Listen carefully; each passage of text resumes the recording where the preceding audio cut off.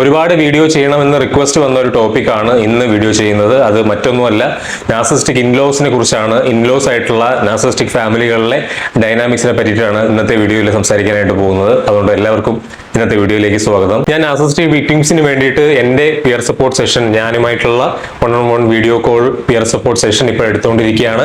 അതിൽ ഇതുവരെ അറിഞ്ഞിട്ടില്ലാത്തവരുണ്ടെങ്കിൽ അതിന്റെ ഡീറ്റെയിൽസ് വീഡിയോസിന്റെ കമന്റ് സെക്ഷനിൽ, ലാസ്റ്റ് ആയിട്ടുള്ള എൻ്റെ 3 വീഡിയോസിന്റെയും കമന്റ് സെക്ഷനിൽ ഞാൻ പിൻ ചെയ്ത് വെച്ചിട്ടുണ്ടായിരുന്നു. ഡീറ്റെയിൽസ് അത് വായിച്ചു നോക്കിയ ശേഷം നിങ്ങൾക്ക് ആവശ്യമുണ്ടെങ്കിൽ നിങ്ങൾ രജിസ്റ്റർ ചെയ്ത് അതിന്റെ ഭാഗമാകുക. നിങ്ങളൊരു വിവാഹത്തിലേക്ക് ഫൈനലി കടന്നു കഴിയുമ്പോൾ, അല്ലെങ്കിൽ ഒരു റിലേഷൻഷിപ്പിലേക്ക് വന്നു കഴിയുമ്പോഴേക്കും നിങ്ങൾ ഫൈനലി ഡിസൈഡ് ചെയ്യണം, ഒരു പാർട്ണർ നിങ്ങളുടെ ലൈഫിലേക്ക് വന്നു കഴിഞ്ഞു, ഇനി നമുക്ക് ഒരുമിച്ച് ജീവിതത്തിൽ നേരിടാനുള്ള കാര്യങ്ങളെല്ലാം ഒരുമിച്ച് നമുക്ക് പ്ലാൻ ചെയ്ത് എല്ലാം ചെയ്യാമെന്നൊക്കെ വിചാരിച്ചിട്ടായിരിക്കും നിങ്ങൾ വിവാഹത്തിലേക്ക് കടക്കുന്നത്. എന്നാൽ ഇവിടെ ഒരു നാർസിസ്റ്റിക് ആയിട്ടുള്ള ഫാമിലിയിലേക്ക് നിങ്ങൾ വിവാഹിതനാവാൻ അല്ലെങ്കിൽ വിവാഹിതയാവാൻ തയ്യാറാകുന്ന സമയം, അല്ലെങ്കിൽ പോകുന്ന സമയം, അവിടെ നിങ്ങൾ രണ്ടുപേരും ചേർന്നുകൊണ്ട് നിങ്ങളുടെ ജീവിതത്തെ നേരിടുക എന്നുള്ള ഒരു പ്രക്രിയയിലല്ല നിങ്ങൾ നേരെ ചെന്നപ്പെടുന്നത്.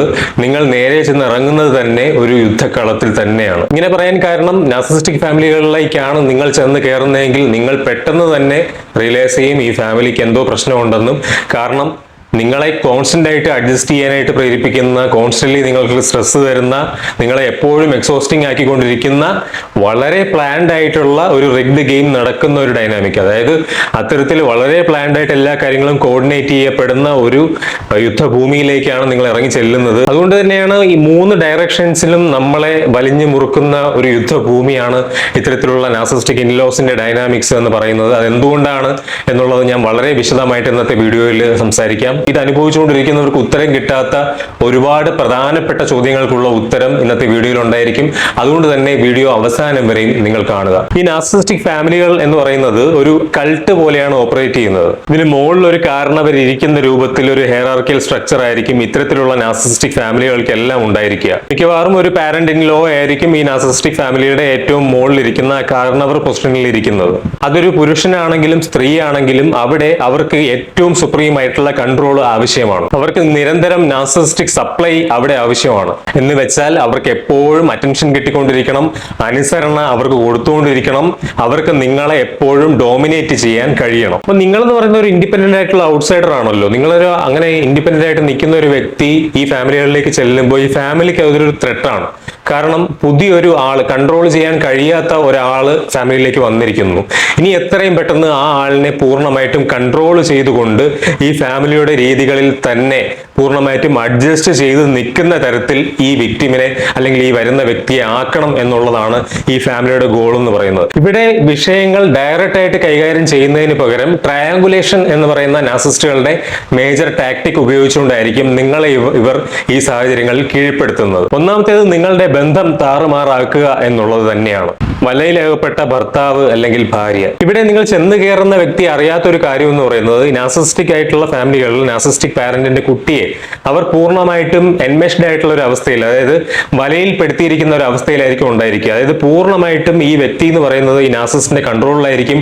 ഒരു രീതിയിലും ബൗണ്ടറീസ് വെച്ചിട്ട്, നമ്മൾ സാധാരണ വ്യക്തികൾ വളരുന്ന പോലെ ബൗണ്ടറികൾ വെച്ചിട്ട്, അതിർവരമ്പുകൾ വെച്ചിട്ടല്ല ഈ കുട്ടികളെ വളർത്തിയിട്ടുള്ളത്. നമ്മുടെ നാട്ടിലെ കൾച്ചറിൽ ഈ കാര്യങ്ങളൊക്കെ മൂത്തവരെ ബഹുമാനിക്കണം, അല്ലെങ്കിൽ ഐഡിയൽ ആയിട്ടുള്ള ഒരു കുട്ടി അച്ഛൻ റിലേഷൻഷിപ്പ് അല്ലെങ്കിൽ കുട്ടി മാതാപിതാക്കൾ റിലേഷൻഷിപ്പ് ഇങ്ങനെയാണ് എന്നൊക്കെ വരുത്തി തീർത്തിട്ടുള്ള ഈ നാർസിസം നോർമലൈസ് ചെയ്യുന്ന ഒരു കൾച്ചറൽ എലമെന്റ് നിലനിൽക്കുന്നതുകൊണ്ട് തന്നെ കല്യാണം കഴിയുമ്പോഴേക്കും ഒരു പോയിന്റിൽ നിങ്ങൾ ഇതൊക്കെ നോർമലൈസ് ചെയ്ത് തുടങ്ങും. നിങ്ങൾ തന്നെ വിചാരിക്കും, ഓക്കെ ഇങ്ങനെയൊക്കെ തന്നെ ആയിരിക്കും, ഇങ്ങനെയൊക്കെ ആയിരിക്കും കാര്യങ്ങൾ, അല്ലെങ്കിൽ എല്ലാ വീട്ടിലും ഇങ്ങനെയൊക്കെ ആയിരിക്കും നടക്കുക എന്നുള്ള രീതിയിൽ. എന്നാൽ ആക്ച്വലി ആ പോയിന്റ് മുതലാണ് നിങ്ങൾ ട്രാപ്പായി തുടങ്ങുന്നത് എന്നുള്ളതാണ് ഇവിടുത്തെ റിയാലിറ്റി. നിങ്ങളുടെ പാർട്ണറുമായിട്ട് ഒരു രീതിയിലുമുള്ള ഇമോഷണൽ ഇന്റിമസി ഉണ്ടാക്കാൻ ഈ ഫാമിലി നിങ്ങളെ അനുവദിക്കില്ല. ഇതിന് നമ്മുടെ നാട്ടിൽ നടക്കുന്ന വളരെ നല്ലൊരു എക്സാമ്പിൾ പറയാം. നിങ്ങൾ കല്യാണം കഴിച്ചു കഴിഞ്ഞിട്ട് ഈ നാർസിസ്റ്റിക് ആയിട്ടുള്ള ഫാമിലിയിലേക്ക് ചെന്നു, നിങ്ങൾ ഹസ്ബൻഡുമായിട്ട് ഒരു ട്രിപ്പ് പ്ലാൻ ചെയ്യുകയാണ്, നിങ്ങൾ പുറത്തു പോകാൻ വേണ്ടിയിട്ട്, നിങ്ങൾ ഒരു യാത്ര പോകാൻ വേണ്ടി പ്ലാൻ ചെയ്തു.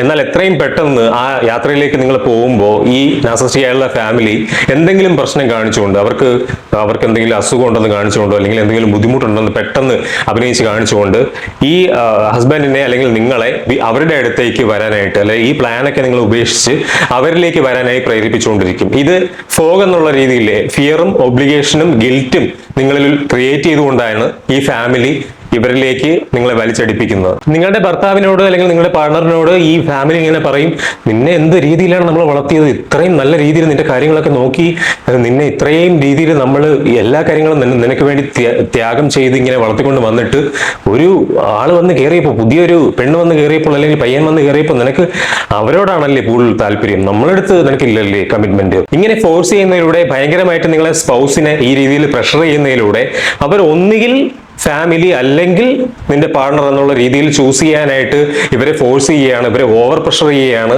ഈ മാരേജ് കഴിഞ്ഞ് കുറച്ച് നാളുകൾക്കുള്ളിൽ തന്നെ. അപ്പോൾ എന്താ സംഭവിക്കുന്നത് വെച്ച് കഴിഞ്ഞാൽ നിങ്ങൾ അവിടെ പൂർണ്ണമായിട്ട് ഐസൊലേറ്റഡ് ആകും. കാരണം ഈ ഒരു പാർട്ണർ, നിങ്ങളുടെ പാർട്ണർ എന്ന് പറയുന്നത് ഈ ഒരു NPD ഫാമിലിയിൽ തന്നെ വളർന്നു വന്നിട്ടുള്ള, ഈ ഡൈനാമിക്സ് തന്നെ വളർന്നു വന്നിട്ടുള്ള ഒരാളായതുകൊണ്ട് തന്നെ അവർക്ക് ആ ഫാമിലിയോടാണ് ട്രോമ ബോണ്ടഡ് ആയിട്ട് ഇരിക്കുന്നത്. അവരൊരു വല്ലാത്ത ട്രോമ ബോണ്ടിങ്ങിലാണ് അവർ അകപ്പെട്ടിരിക്കുന്നത്. അതുകൊണ്ട് തന്നെ അവർ സ്വാഭാവികമായിട്ട് ഈ സിറ്റുവേഷനിൽ ഫാമിലിയെ ചൂസ് ചെയ്യുള്ളൂ, ഈ നാർസിസിസ്റ്റിനെ ചൂസ് ചെയ്യുള്ളൂ. അങ്ങനെ വരുമ്പോഴത്തേക്കും ആദ്യമേ തന്നെ ഈ റിലേഷൻഷിപ്പിൽ നിങ്ങൾ ഐസൊലേറ്റ് ആയി പോകുന്ന, നിങ്ങൾ പണമായിട്ട് വരുന്ന ഒരു വ്യക്തി, ഒരു ഇതൊന്നും മുന്നിൽ കണ്ടിട്ടല്ലാതെ ഇതിൽ വന്ന് പെടുന്ന ഒരു വ്യക്തി ഐസൊലേറ്റഡ് ആയി പോകുന്ന ഒരു അവസ്ഥയാണ് ഇവിടെ സംഭവിക്കുന്നത്. രണ്ടാമത്തേത്, നിങ്ങൾക്കെതിരെ എടുക്കുന്ന കോവേർട്ട് അറ്റാക്ക്. ഇവിടെ നിങ്ങളുടെ സെൽഫ് എസ്റ്റീമിനെ, നിങ്ങളുടെ സെൽഫ് കോൺഫിഡൻസിനെ, നിങ്ങളുടെ ഐഡന്റിറ്റിയെ നശിപ്പിക്കാനുള്ള ഡയറക്റ്റ് ആയിട്ടുള്ള ഒരു അറ്റാക്ക് ആണ് ഈ ഒരു കോവേർട്ട് അറ്റാക്ക് എന്ന് പറയുന്നത്. ഈ നാർസിസ്റ്റിക് ഫാമിലികൾക്ക് ഒരു സൈക്കോളജിക്കൽ ആയിട്ടുള്ള ഡംപിംഗ് ഗ്രൗണ്ട് വേണം. അതായത് അവരുടെ എല്ലാ വേസ്റ്റുകളും കൊണ്ടുവിടാനുള്ള ഡംപിംഗ് ആയിട്ടുള്ള ഒരു വ്യക്തി അവർക്ക് വേണം. കാരണം അവരുടേതായിട്ടുള്ള പ്രശ്നങ്ങൾ കാരണം ഉണ്ടാകുന്ന ടോക്സിക് ആയിട്ടുള്ള ഷെയിമും അത് കാരണം ഉണ്ടാകുന്ന ഇമോഷണൽ ഡിസ്ഫങ്ഷനും ഒന്നും ഹാൻഡിൽ ചെയ്യാൻ കഴിവുള്ളവരല്ല ഈ നാർസിസ്റ്റിക് ആയിട്ടുള്ള വ്യക്തികൾ. അതുകൊണ്ട് തന്നെ അതെല്ലാം മറ്റൊരാളിലേക്ക് പ്രൊജക്ട് ചെയ്ത് കൊടുത്തുകൊണ്ട് അവരാണ് പ്രശ്നമെന്ന് വരുത്തി തീർത്തു കൊണ്ട് ഇവരുടെ എല്ലാ ഷെയിമും എല്ലാ കാര്യങ്ങളും ഇവർ ഒരാളിലേക്ക് കൊണ്ടുവന്ന് ഇടുകയാണ് ചെയ്യുന്നത്. അതുകൊണ്ട് തന്നെ ആ ഫാമിലിയുടെ എല്ലാ പ്രോബ്ലംസും നിങ്ങളാണ് കാരണമെന്നും അതിനെല്ലാത്തിനും കാരണം നിങ്ങളാണെന്നും വരുത്തി തീർക്കാൻ ഈ ഫാമിലി പ്രൊജക്റ്റീവ് ഐഡന്റിഫിക്കേഷനിലൂടെ ശ്രമിക്കും എന്നുള്ളതാണ്. ഇവിടെ കേരളത്തിലെ, നമ്മുടെ നാട്ടിലെ അല്ലെങ്കിൽ മലയാളികൾക്കിടയിലെ ഒരു ഡൈനാമിക് അനുസരിച്ച് ഇതിനെ ഈ തറവാട്ട് മഹിമയെന്നും ഗൈഡൻസ് എന്നുള്ള രീതിയിൽ എന്താ പറയുക, മറച്ചു പിടിച്ചുകൊണ്ടായിരിക്കും ഇത് നിങ്ങളിലേക്ക് അപ്ലൈ ചെയ്ത് തരുന്നത്. ഈ ഒരു മാനിപ്പുലേഷൻ നിങ്ങളിലേക്ക് ഇവർ കൊണ്ടുവരുന്നത്. ഇവിടെ തറവാടിന്റെ രീതികളിലേക്ക് അല്ലെങ്കിൽ കുടുംബത്തിന്റെ രീതികളിലേക്ക് ഒത്തുപോകുന്നില്ല എന്ന് പറഞ്ഞുകൊണ്ട് നിങ്ങളുടെ കുക്കിങ്ങിനെ,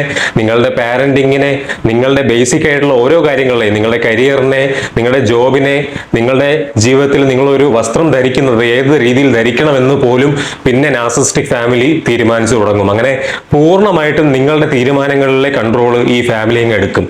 അത് ഡയറക്ട്ലി നിങ്ങളുടെ സെൽഫ് എസ്റ്റീമിനെ തന്നെയായിരിക്കും ബാധിക്കുക. പിന്നെ നല്ല ഉദാഹരണമാണ് ഈ നാർസിസ്റ്റിക് മദർ ഇൻ ലോസ് ചെയ്യുന്ന, അവരുടെ മരുമകളോട് ചെയ്യുന്ന ഇത്തരം ക്രൂരമായിട്ടുള്ള ടാക്ടിക്കുകൾ. അത് വളരെ സബ്റ്റിലായിട്ടായിരിക്കും, ഒരു കോവേർട്ടായിട്ടായിരിക്കും ഇവരിത് ചെയ്യുന്നത്. ഇവര് ആദ്യമേ തന്നെ ഇവരോട് പറയുന്നത്, കമ്പയർ ചെയ്യുന്നത് ഇവരുടെ നെയ്ബർ ആയിട്ടുള്ള ഒരു ഡോട്ടർ ഇൻ ലോ, അവളെ കണ്ടുപിടിക്കുക. അവളെ കണ്ടില്ലേ, അവള് രാവിലെ 5 മണിക്ക് എണീക്കും, 5 മണിക്ക് എണീറ്റ് ബാങ്കിലെ ജോലിയാണ്, ബാങ്കിലെ വലിയ ഉദ്യോഗസ്ഥയാണ്, ഓരോ എല്ലാ കാര്യങ്ങളും ചെയ്തിട്ട് ആ ബാങ്കിലെ വലിയ ഉദ്യോഗസ്ഥയായിട്ട് പോലും അവരുടെ ഇൻലോസിന് എല്ലാം കുക്ക് ചെയ്ത് കൊടുത്തിട്ടാണ് അവർ പോകുന്നത്. അതിന് ഒരു പരാതി ആ കുട്ടി പറയില്ല. നിങ്ങൾ ഏതെങ്കിലും തരത്തിൽ ചെറിയൊരു ബൗണ്ടറി ഇവർക്കിടയിൽ വെക്കുന്നുണ്ടെങ്കിൽ, നോർമൽ ആയിട്ടുള്ള ഒരു പ്രൈവസി ഇവർക്കിടയിൽ എടുക്കുന്നുണ്ടെങ്കിൽ, ഇവരുടെ അൾട്ടിമേറ്റ് ആയിട്ടുള്ള വെപ്പൺ അവരങ്ങോട്ട് പുറത്തെടുക്കും. അഡ്ജസ്റ്റ് ചെയ്യാൻ പഠിക്കണം മോളെ, നീ അഡ്ജസ്റ്റ് ചെയ്ത് ശീലിക്കണം. കുടുംബത്തിലെ രീതികൾ ഇങ്ങനെയൊക്കെയാണ്, ആ രീതിയിലേക്ക് നീയും വരണം. നോക്കൂ, ഇവിടെ നിങ്ങളൊരു വ്യക്തിയായിട്ടല്ല അവരുടെ സാന്നിധ്യത്തിൽ എക്സിസ്റ്റ് ചെയ്യുന്നത്, നിങ്ങളൊരു അവർക്ക് സെർവ് ചെയ്യുന്ന ഉപകരണം മാത്രമായിട്ടാണ് എക്സിസ്റ്റ് ചെയ്യുന്നത്. എപ്പോഴൊക്കെ നിങ്ങളുടെ വ്യക്തിക്ക് വേണ്ടിയിട്ട് നിങ്ങൾ എന്തെങ്കിലും ഒരു പൊടിക്ക് നോർമലായിട്ടുള്ള എന്തെങ്കിലും കാരണം ചെയ്താൽ അപ്പോൾ തന്നെ അത് അവിടെ നിന്ന് മാറ്റിക്കൊണ്ടുവന്ന് ഇവർക്ക് വേണ്ടി സെർവ് ചെയ്യുന്ന ഉപകരണം കാര്യക്ഷമമാക്കാൻ ഈ NPD ഫാമിലി മെമ്പേഴ്സ് ശ്രമിച്ചുകൊണ്ട് തന്നെ ഇരിക്കും. മൂന്നാമത്തേത് കമ്മ്യൂണിറ്റി സ്മിയർ ക്യാമ്പയിൻ. കാര്യമായിട്ട് സ്മിയർ ക്യാമ്പയിൻ നടത്തി ഫ്ലൈയിങ് മങ്കീസിനെ കളത്തിലിറക്കുക. മൂന്നാമത്തേതെന്ന് പറഞ്ഞാൽ വീട്ടിന് വെളിയിലുള്ള യുദ്ധങ്ങളാണ്. ഈ വീട്ടിന് വെളിയിലുള്ള യുദ്ധങ്ങളിൽ ഈ നാർസിസ്റ്റിക് ആയിട്ടുള്ള ആൾക്കാർക്ക് കൃത്യമായിട്ട് അറിയാം, നിങ്ങൾക്ക് ഏതെങ്കിലും തരത്തിലുള്ള സപ്പോർട്ട് സിസ്റ്റം ഉണ്ടെങ്കിൽ നിങ്ങൾ പുറത്തു വരാൻ സാധ്യതയുണ്ടെന്നും അത് നിങ്ങൾ ഉപയോഗിക്കാൻ സാധ്യതയുണ്ടെന്നും അത് നിങ്ങൾക്ക് ശക്തി തരുന്നതുമാണെന്ന്.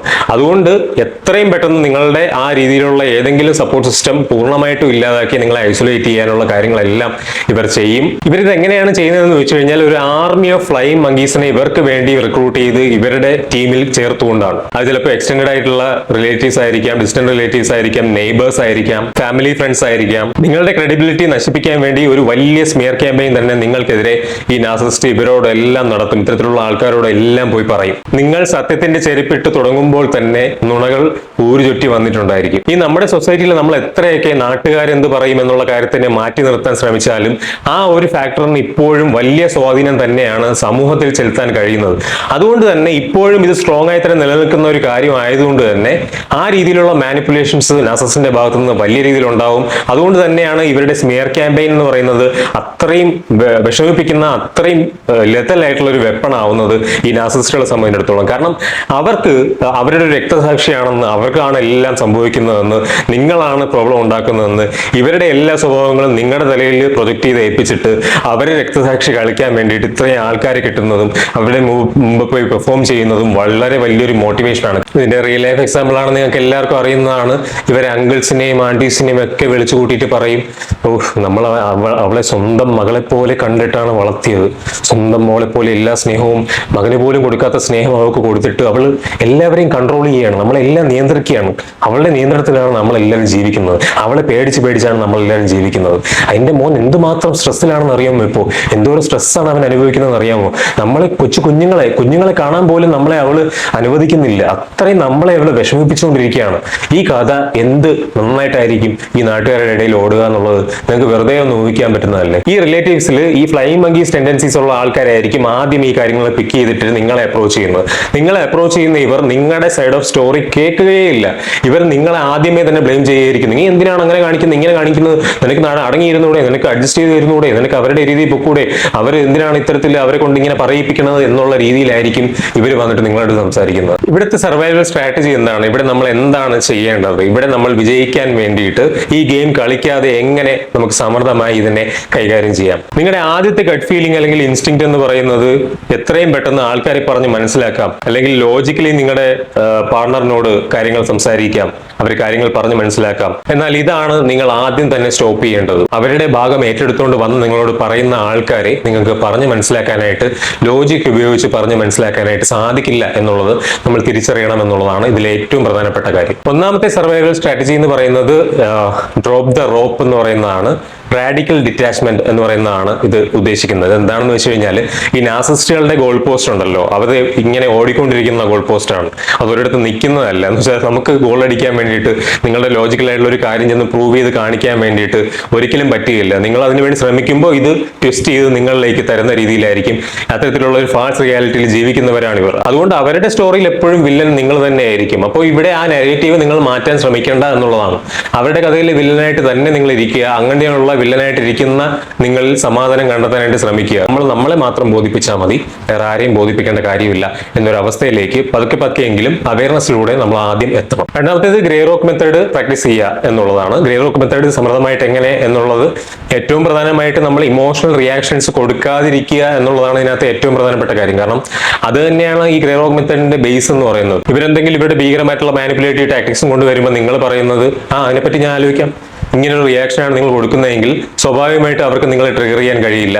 നിങ്ങളെ ട്രിഗർ ചെയ്യാൻ കഴിഞ്ഞാൽ മാത്രമേ ഇവർക്ക് കൺട്രോൾ എടുക്കാൻ സാധിക്കുകയുള്ളൂ. പിന്നെ നിങ്ങളുടെ പാർട്ണറിനോട് വെച്ച് ട്രയാങ്കുലേറ്റ് ചെയ്യുന്നത് നിങ്ങൾ അവസാനിപ്പിക്കുക എന്നുള്ളതാണ്. നിങ്ങൾ ട്രയാങ്കുലേറ്റ് ചെയ്യുന്നത്, കാരണം നിങ്ങളുടെ പാർട്ണറിനോട് ഈ നാർസിസ്റ്റിക് ആയിട്ടുള്ള ആളിനെ പറ്റിയിട്ട് മോശം നിങ്ങൾ പറഞ്ഞിട്ട് പ്രത്യേകിച്ച് കാര്യമൊന്നുമില്ല. കാരണം കൂടുതലായിട്ട് അവരെ പറഞ്ഞ് മനസ്സിലാക്കാൻ ശ്രമിക്കും തോറും അത് വേറൊരു രീതിയിൽ അത് തിരിച്ചു വരുള്ളൂ. കാരണം എന്താണെന്ന് വെച്ച് കഴിഞ്ഞാൽ അവരുടെ ട്രോമ ബോണ്ട് ഈ ഫാമിലിയോട് ആയതുകൊണ്ട് തന്നെ അവരെ ഡിഫെൻഡ് ചെയ്യാനേ ശ്രമിക്കുകയുള്ളൂ. കുറെ കാലം കഴിഞ്ഞിട്ട് സ്വന്തമായിട്ട് അവർക്ക് മനസ്സിലായി വന്നാൽ മാത്രമേ അവർ നമ്മളോടൊപ്പം നിൽക്കുകയുള്ളൂ. അപ്പൊ ഇനിഷ്യൽ സ്റ്റേജസിൽ നമ്മൾ ഭയങ്കരമായിട്ട് അവരെ പുഷ് ചെയ്തുകൊണ്ട് ഇവർക്കെതിരെ തിരിയാൻ വേണ്ടി അവരെ പ്രേരിപ്പിക്കുന്നതിന് പകരം നിങ്ങൾ സ്വന്തമായിട്ട് ബൗണ്ടറീസ് വെക്കുക എന്നുള്ളതാണ്. പേഴ്സണൽ ബൗണ്ടറീസ് വെക്കുക എന്നുള്ളതാണ്. എന്നെ ഡിസ്റെസ്പെക്ട് ചെയ്യുന്ന രീതിയിൽ, എന്നെ തെറ്റായ രീതിയിൽ ഇൻസൾട്ട് ചെയ്യുന്ന രീതിയിൽ എന്തെങ്കിലും കാര്യം പറയുന്ന ഒരു ഫംഗ്ഷനിലേക്ക് ഞാൻ വരില്ല. അത് പലപ്പോഴും പറയാൻ സാധ്യതയുണ്ട്, അങ്ങനെ രീതിയിൽ പെരുമാറാൻ സാധ്യതയുണ്ട്. അതുകൊണ്ട് തന്നെ ആ ഒരു ഇവന്റ് ഞാൻ അറ്റൻഡ് ചെയ്യില്ല, എന്നെ എങ്ങനെ ചെയ്യുന്നിടത്തോളം കാലം എന്നുള്ള സ്ട്രോങ് ആയിട്ടുള്ള ഫേം ആയിട്ടുള്ള ബൗണ്ടറീസ് നിങ്ങൾ ഇവർക്കിടയിൽ സ്വയം വെക്കുക എന്നുള്ളതാണ്. ഒരു നാർസിസ്റ്റിക് ആയിട്ടുള്ള ഫാമിലി എന്ന് പറയുന്നത് എപ്പോഴും നിങ്ങളെ വിശ്വസിപ്പിക്കാനായിട്ട് ആഗ്രഹിക്കുന്നത്, നിങ്ങൾ വിശ്വസിക്കണമെന്ന് ആഗ്രഹിക്കുന്നത്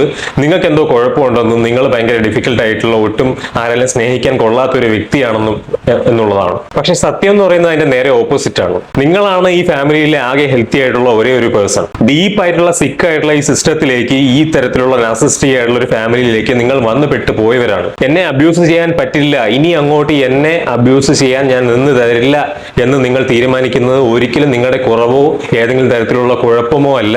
അതാണ് നിങ്ങളിലെ ഏറ്റവും വലിയ കരുത്ത് എന്ന് പറയുന്നത്. ഒരു നാർസിസിസ്റ്റിക് ഫാമിലിയെ നമുക്ക് ഒരിക്കലും ഹീൽ ചെയ്യിപ്പിച്ച് ശരിയാക്കി കൊണ്ടുവരാൻ ഒരിക്കലും സാധിക്കില്ല. നമ്മുടെ മൈൻഡിൽ, അതിന് പകരം നമ്മുടെ മൈൻഡിൽ അയൺ ക്ലാഡ് ആയിട്ടുള്ള ബൗണ്ടറീസ് അതിന് ചുറ്റും ഉണ്ടാക്കി ഇത്തരം ആൾക്കാരിൽ നിന്ന് പ്രൊട്ടക്റ്റഡ് ആക്കാൻ വേണ്ടിയിട്ട് നമുക്ക് സാധിക്കും. അതിനു വേണ്ടിയിട്ടുള്ള കാര്യങ്ങൾ ചെയ്യാനായിട്ട് സാധിക്കും. അങ്ങനെയുള്ള കാര്യങ്ങൾ ചെയ്യുക എന്നുള്ളതാണ് ആദ്യത്തെ സ്റ്റേജിൽ നമ്മളെ പ്രൊട്ടക്ട് ചെയ്യാൻ വേണ്ടി നിങ്ങൾ ഇത്തരം ഫാമിലികളിൽ നിന്നുകൊണ്ട് ചെയ്യേണ്ടത്. ഇപ്പോൾ ഇത് അനുഭവിച്ചുകൊണ്ടിരിക്കുന്നവരുണ്ടെങ്കിൽ ആ രീതിയിൽ കാര്യങ്ങൾ ചെയ്യുക, ആ രീതിയിൽ മുന്നോട്ട് പോവുക.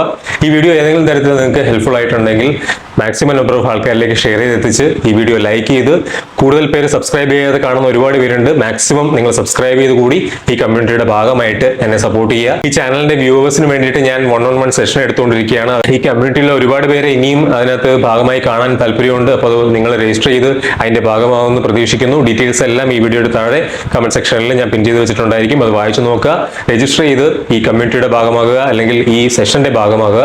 നിങ്ങളുടെ റിയാലിറ്റിയിൽ പൂർണ്ണമായിട്ടും വിശ്വസിക്കുക. നിങ്ങളുടെ സമാധാനത്തിനെ എന്ത് വില കൊടുത്തും പ്രൊട്ടക്ട് ചെയ്യുക. പുതിയൊരു വീഡിയോ ആയിട്ട് അടുത്ത ദിവസങ്ങളിൽ തന്നെ നമുക്ക് വീണ്ടും കാണാം. അതുവരെ എല്ലാവർക്കും ബൈ.